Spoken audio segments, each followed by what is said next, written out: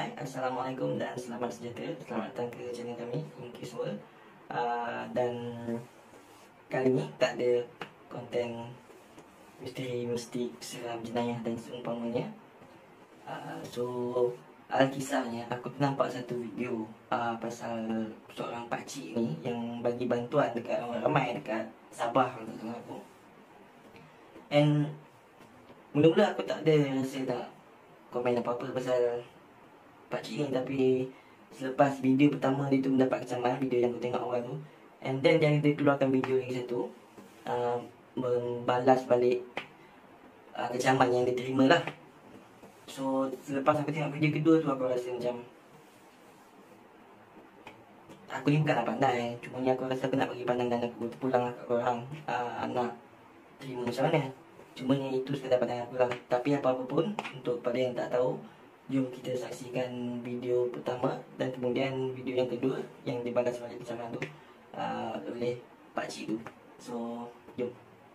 Ayah, saya tak minta lain. Saya bukan minta undi daripada kamu. Saya bukan nak jadi YB. Saya bukan kerajaan. Ini persendirian saya buat. Ibu bayangkan, ini 20 berapa ringgit? 27 Beras kan? Campur ni lebih kurang 50 ringgit. Saya sudah turunkan ini barang ibu. Kalau hari ini saja 20 berapa ratus ringgit? 500 kan? 20 500. Bukan 500 ringgit ibu. Ribu sudah duit. Saya nak apa dia? Saya nak kamu solat saja. Saya nak kamu solat, boleh? Boleh solat? Majoriti tak solat. Abang solat ke bang? Okey, abang baca kepada saya. Rukuk iman berapa? Rukuk iman. Kamu jangan jawab. Rukuk iman berapa? Okey, abang baca satu, apa dia?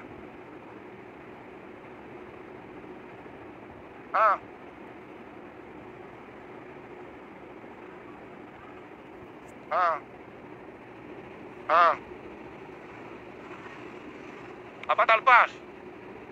Abang, baca niat solat fardu maghrib. Solat fardu maghrib, niat dia macam mana dalam bahasa Arab? Tadi kau bilang kau solat bahasa Arab lah, mana boleh Melayu? Saya guru agama bang, ni hafiz Quran ni. Dia macam perliaya lah. Aku lebih menghargai orang yang beradab daripada orang yang berilmu. Kalau hanya berilmu, iblis pun lebih tinggi ilmunya daripada manusia. Itulah dia dapat kata pun. Syekh Abdul Qadir Al-Jailani. Adab itu Syekh Abdul Qadir kata tu, kita nak bincang pun boleh panjang lagi lah. Ada disebutlah hadis Nabi, man ra'a minkum munkaran fa illam yastati' fa illam yastati' wa zalika apa dia? Sesiapa di kalangan kamu yang melihat kemungkaran, maka hendaklah ia ubah dengan tangannya. Jika tidak mampu, ubah dengan lidahnya. Dan jika tidak mampu, dengan hati. Ini masalah. Ayah mengaji, ini masalah. Orang lebih suka ubah dengan hati. Nombor satu jadi nombor tiga jadi nombor satu, nombor satu jadi nombor tiga. Terbalik. Semua kata tak apalah. Ya, kita tengok dia punya dalaman dia kita tidak tahu. Kita tengok dia punya luaran, dalaman tak tahu. Itulah ayat-ayat yang menyusang dan menyusahkan masyarakat. Nak tegur tak berani, nak cakap tak berani, gunakan hati. Yang nombor tiga diterbalikkan jadi nombor satu. Akhirnya masyarakat bincang. Soal solat ni, tolak ni hak negara. Solat ni hak negara. Bukan hak individu. Solat ni. Langgar traffic light pun salah besar. Parking pun salah. Kalau salah parking kena saman, langgar traffic light merah kena saman. Tak solat ini lebih besar daripada langgar traffic light. Tak solat ni lebih besar daripada kesalahan parking kereta. Ingat main-main ke solat ni? Tak solat inilah turunnya segala kemungkaran. Tak solat inilah dunia jadi masalah. Tak solat inilah jalan raya ni tak betul. Cuba orang solat, dia memikirkan kematian, maka pasti jalan raya akan jadi cantik. Ni panjang nak cerita ni bang, tapi kita tak mau bincang panjang lah. Kita nak buat ibadah. Dia cakap lagi ayat. Berhati-hati dalam bicara ustaz, jaga aib semua. Lu punya hal lah nak jaga hati-hati. Saya bukan nak jaga hati orang. Saya nak jaga Allah Subhanahu Wa Taala. I'm rijal. Saya bukan sajat. Kalau nak jadi sajat boleh lah. Saya dilahirkan jantan. Bapak saya pergi ke kedai. Bila dapat saya ni, dia kata, kita sampai boleh kena tengok. Dia kata, nak apa orang tanya, Pak Liman? Jantan. Okey. Dia simple je bagi akulah, pandangan akulah. Aku pernah nampak ustaz, aku pernah dengar seorang ustaz ni cakap dekat YouTube juga. Dia cakap ayat dia yang aku selalu gunakan lah sampai ke hari ni pun. nak menegur tu biarlah membimbing, jangan melembing. So korang boleh nilaikan sendiri yang pakcik ni menegur ke, menegur dia tu membimbing ke melembing. So simple je. Aku rasa aku tak nak cakap banyak pasal ni sebab aku tahu aku memang jahil sangat-sangat lagi. Aku mengaku jauh lagi, mungkin terlalu jauh dengan pakcik tu pun. Mungkin dia banyak lagi aku rasa dia punya amalan berbanding aku. Aku yakin pun. Cumanya mungkin yang aku tak boleh terima adalah bila part orang dah tegur dia, dia bidas balik macam tak ada apa. Sebab yang aku faham, Islam ni lemah lembut. Kita tak buat tegas lain. Jangan salah faham aku nanti korang bandingkan dengan Ustaz Abdul Makari, Ustaz Husam. Yang itu aku still tengok pun. Dan actually dua orang yang nama yang ustaz yang aku sebutkan tadi tu aku minat. Aku selalu pun tengok video YouTube diorang ke atau apa-apa. Cuma yang aku nampak dekat pakcik tu, dia bukan tegas. Dia bukan tegas lah. Aku nampak dia lebih kepada kasar. Sebab dia memalukan orang, mengaibkan orang. Bagi aku, kita tak boleh nak tuding jari macam tu. Tanya orang, apa yang kau try hard sangat nak buktikan yang dia tu tak sembahyang? Kenapa? Aku pernah dengar Habib Ali cakap lah, kalau tak salah dia cakap kullu nafsi mu'afa. Kalau tak salah kalau aku salah betul kan. Maksudnya kat situ, setiap orang mukmin itu dilindungi maruahnya, walaupun dia berbuat kemungkaran lah kan. Itu yang aku dengar dalam video tu. Kalau aku salah, maafkan kalau sebab aku dengar dah lama, so tak pasti. Tapi rasanya macam tu lah. Aku cuba cari-cari kat tapi tak jumpa. And aku sendiri pernah dengar yang ada orang cakap beritahu kat aku yang Allah Subhanahu Wa Taala pernah berpesan dekat Nabi Muhammad Rasulullah Sallallahu Alaihi Wasallam, yang Allah pesan dekat Nabi, nak berdakwah tu berdakwah dengan lemah lembut. Sebab kalau kau berdakwah dengan kasar, umat-umat kau akan hilang daripada kau. Macam tu lah kot. Lebih kurang macam tu lah. Kalau tak ada, korang boleh betulkan. Tapi aku rasa memang ada kot. Aku pernah dengar banyak kali juga benda tu. So macam mana pula dia boleh cakap macam tu? Dan point dia aku nak cakap untuk video yang kedua tu lah, dia apa yang kau tiba-tiba satu? Apa yang kau tiba-tiba hentam sajad pula kan? Tak pasal lah. Aku bukan menyokong sajad, tapi apa salah sajad? Okay. And apa benda yang dia merepek? Aku tak faham. So kalau ada siapa-siapa faham, boleh tolong fahamkan aku. Aku tak faham apa yang dia merepek yang solat tu hak negara. Aku faham konsep dia cakap kalau orang tu solat, pastilah jalan raya akan jadi elok. Maksudnya kalau semua orang solat, semua orang akan buat kerja. Orang solat kan orang yang baik-baik, selalunya orang yang okey-okey. So bila orang tu solat, dia akan buat kerja dengan penuh ikhlas, dengan betul-betul sungguh-sungguh. So jalan raya pun akan jadi elok. Semua pun akan jadi elok. Dan aku tak nafikan pun, solat tu lagi besar daripada saman parking, lagi besar daripada langgar tafilat. Ya, betul bang. Cumanya itu untuk kita umat Islam. Apa yang pergi kepada hak negaranya, saya tak faham. And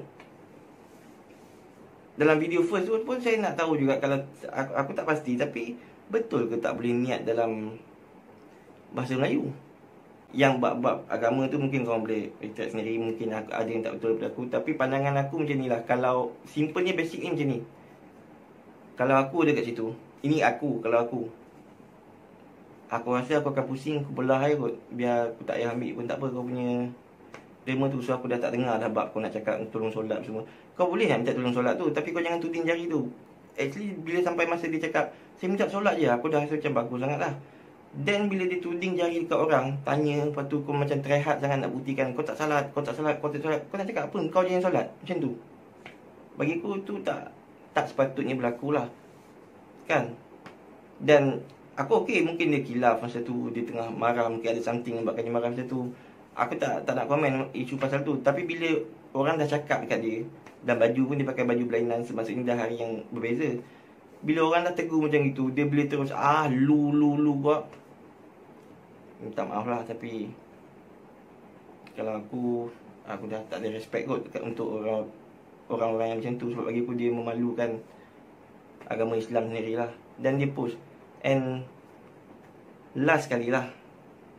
Aku tak tahu, sebab aku tak dapat jumpa nama dia siapa, ataupun dia tu ustaz apa, guru agama kat mana. Cumanya setakat yang aku faham, yang aku tahulah kan, bukan ke sedekah ni lagi elok kita rasa kan?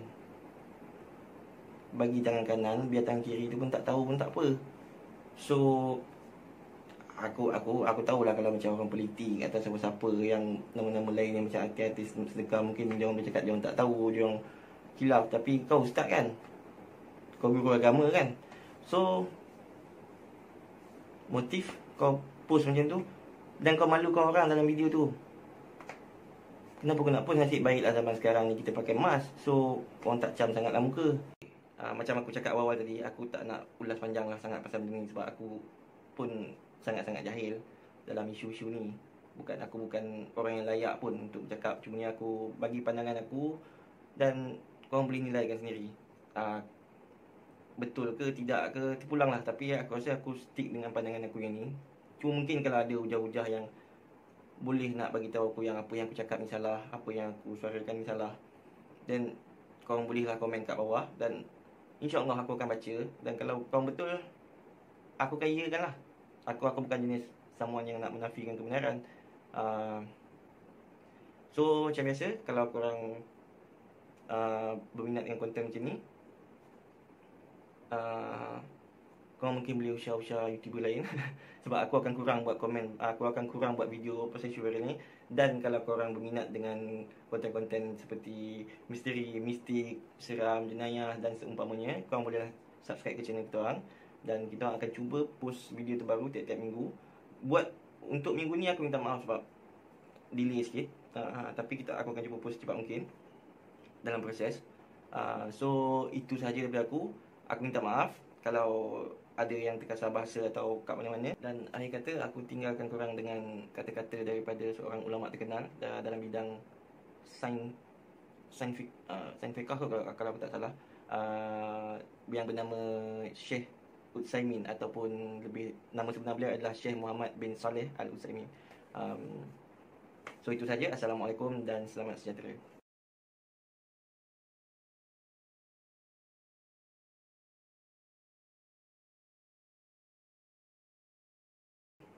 Lupa nak jawab tadi, ada yang tanya tadi, ni studio baru aku ke? Ya, kita orang baru pindah sini, ni studio baru kita. Ni yang jadi Sat lah.